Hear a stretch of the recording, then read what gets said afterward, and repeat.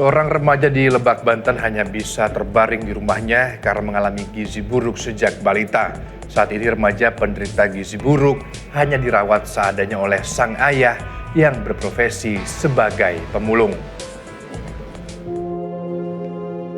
Usianya sudah tidak lagi muda, namun semangat Harley yang saat ini berusia 69 tahun untuk mencari nafkah tetap tinggi.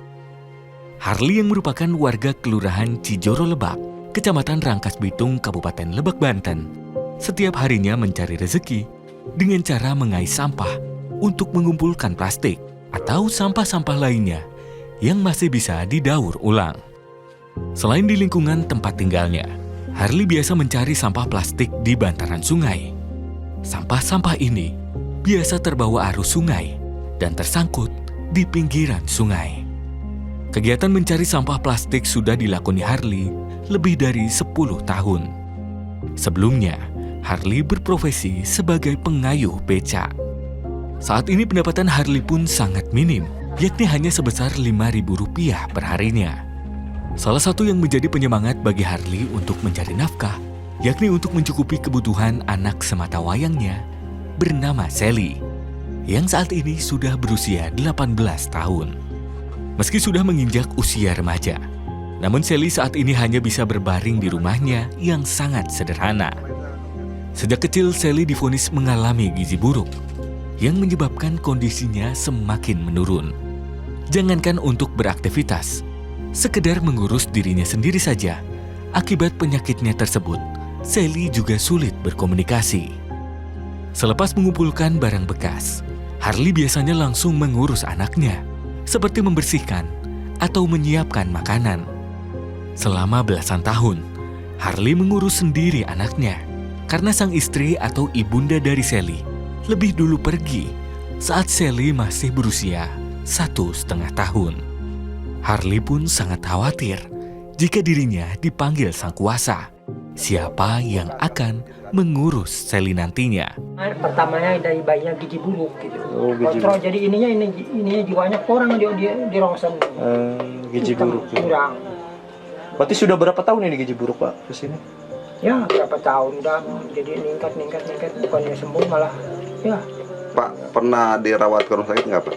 pernah dulu itu. Berapa kali, Pak? Waktu bayi, satu kali gitu. Satu kali doang? Nggak ada yang ngurus, namanya lagi kabur gitu. Terus pernah dibawa kemana lagi, Pak, selain rumah sakit, Pak? Nggak pergi di rumah aja. Di rumah? Urut itu. Kenapa nggak dibawa ke rumah sakit, Bi? Nggak ada biaya apa gimana? Bagaimana ya? Nggak ada yang tinggal di sini gitu. Kalau saya tinggal seperti suruh ke kelurahan ya.